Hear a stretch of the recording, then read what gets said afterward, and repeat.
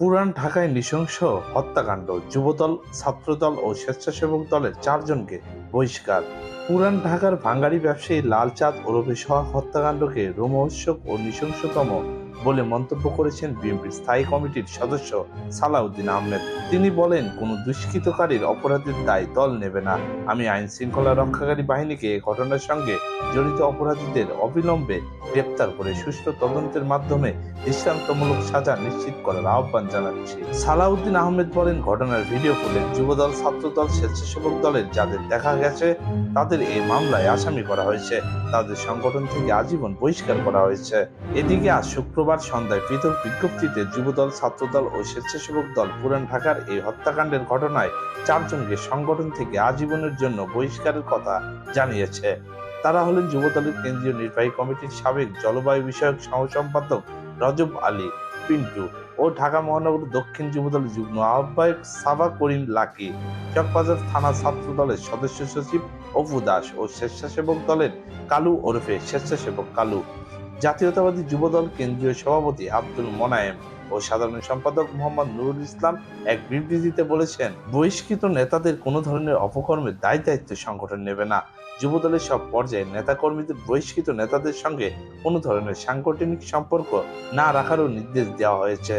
ছাত্র দলের কেন্দ্রীয় সভাপতি রাকিবুল ইসলাম ও সাধারণ সম্পাদক নাসির উদ্দিন সংগঠন থেকে বহিষ্কৃত নেতা অপু দাসের বিষয়ে যথাযথ আইনি পদক্ষেপ গ্রহণ, অপরাধের দৃষ্টান্তমূলক শাস্তি নিশ্চিত করার অনুরোধ জানিয়েছেন।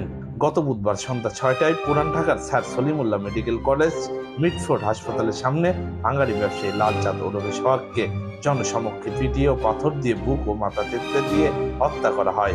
এই ঘটনার একটি ভিডিও সামাজিক যোগাযোগ মাধ্যম ফেসবুকে ছড়িয়ে পড়ে। ভিডিওতে হত্যাকাণ্ডে যাদের দেখা যায় তাদের মধ্যে বিএনপির অঙ্গ সংগঠন, যুবদল ও সহযোগী সংগঠন, ছাত্র দলের কয়েকজন নেতাকর্মী শনাক্ত হয়েছে।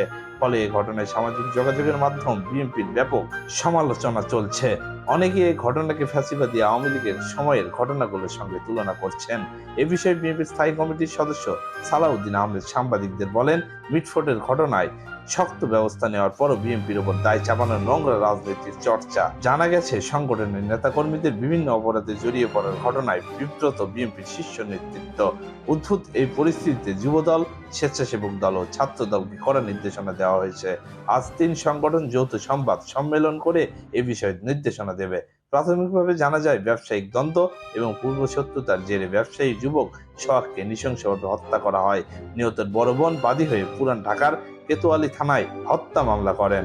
পুলিশ ঘটনাস্থলে সিসিটিভি ফুটেজ সংগ্রহ করে এবং বিভিন্ন স্থানে অভিযান চালিয়ে ৪ জনকে গ্রেফতার করেছে। তো এই ছিল আজকের ভিডিওটিতে। এমনই নিউজ পেতে আমাদের চ্যানেলটি সাবস্ক্রাইব করে দিন পরবর্তী ভিডিওর নোটিফিকেশন পাওয়ার জন্য। ধন্যবাদ।